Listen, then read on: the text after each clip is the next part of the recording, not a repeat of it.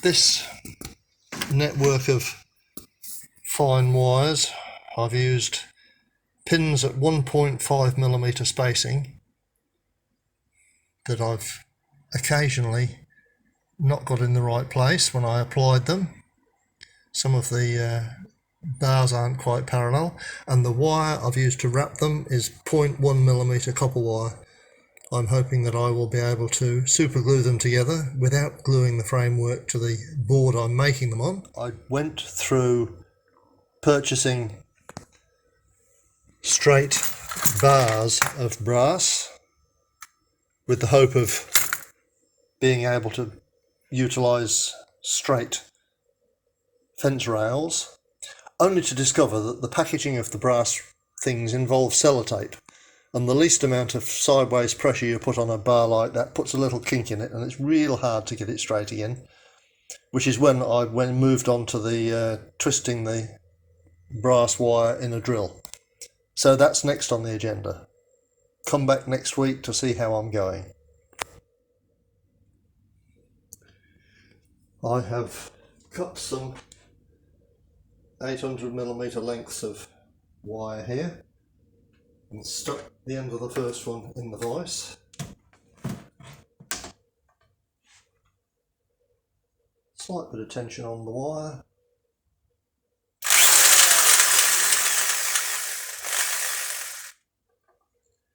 And it becomes reasonably rigid.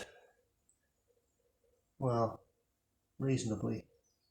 That won't pass muster if I'm using long lengths of it, but hey, I'm only cutting off short lengths to make the fencing uprights. I don't know how much of that we got on screen, so I'll try it again. I just fit one end of my wire in the vise, and the wire itself needs to come out of the chuck in the centre, or else it wobbles backwards and forwards as it's spinning and breaks off. But of course, if you put the wire down the centre of the chuck, it doesn't grip because there's that small gap in the middle of the chuck faces. So let's try it again. Gradual tension on the wire, directly in line. Oh, it broke off. How much twist did I get? It's finished up a bit wavy, which means I haven't really got as much twist in there as I need. If I were to use it like this, it'd be alright in the small lengths I'm using for the uprights, but it wouldn't be any good for longer lengths. It's not straight enough, but we'll try it again. See if I can. Tension on the wire.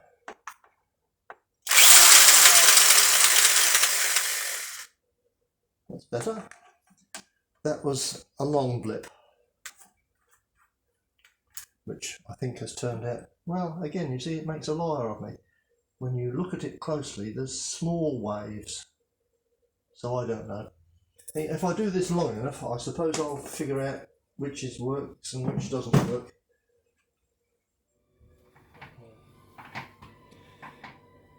I'm just doing some more work on this board with my fencing.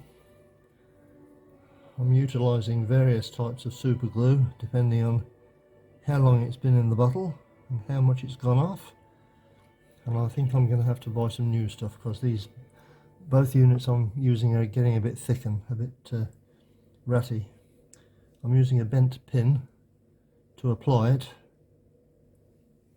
I just spread it along a number of the wires.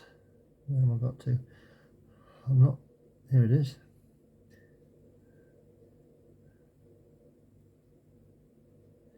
I've just been back over the areas I glued with a little sharp pick and dragged it along the gap between the two fence bars here just to see if I could detect any movement in the units I had glued already, and sure enough there were a few individual strands that hadn't been caught, so I went back and did those just a few moments ago. So I'm just going to show you what I'm trying to achieve here. I just hope that I haven't finished up gluing this to the board.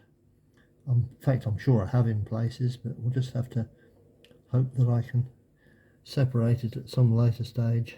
This particular drip is drying up, and I'm not keeping good track of where I get to each time.